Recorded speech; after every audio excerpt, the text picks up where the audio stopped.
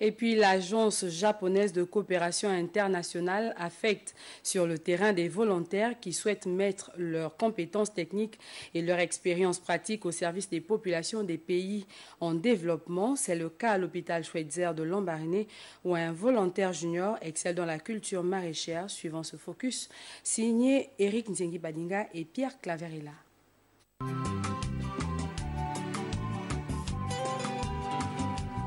Pour la petite histoire, le potager existe depuis 1930. Comme vous le voyez là, les parcelles ont été érigées en 1941.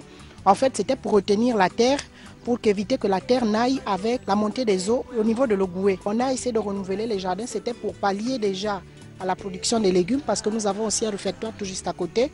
Donc, toute la production qui sort du potager va directement au réfectoire parce que, entre autres, au réfectoire, nous avons les malades qui sont nourris sur place ici à l'hôpital. Et il y a aussi quelques touristes qui viennent et qui voudraient bien manger tout ce qui est produit du côté du potager. Ce volontaire junior vient d'être affecté à l'hôpital Schweitzer pour contribuer à la réalisation d'un système de culture maraîchère en profitant des espaces situés à l'intérieur de l'établissement, comme le souhaitait le docteur Abel Schweitzer.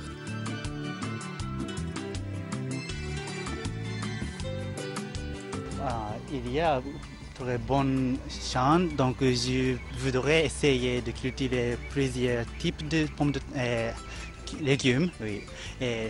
Parce que j'ai travaillé pour pommes de terre, je peux essayer de cultiver pommes de terre ici. Et si on peut récolter bonnes pommes de terre ou bien les légumes, je suis très content. Après avoir acquis de riches expériences dans le domaine agricole au Japon, il a surtout l'expérience de cultiver des pommes de terre pendant 4 ans.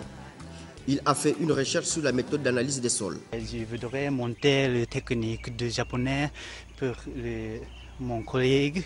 C'est vraiment de la coopération, comme je peux l'appeler, parce que nous, on a certainement des techniques qui sont adaptées à notre climat, chaud et humide, c'est-à-dire que des régions tropicales, les cultures en zone tropicale. Et donc, lui, l'avantage, c'est qu'il nous apporte aussi les techniques par rapport à la région et les types nous faire aussi des propositions sur les types de plantes qu'on pourrait éventuellement associer à celles du Gabon pour avoir finalement un potager qui va aller dans le sens de pallier au manque de vivres.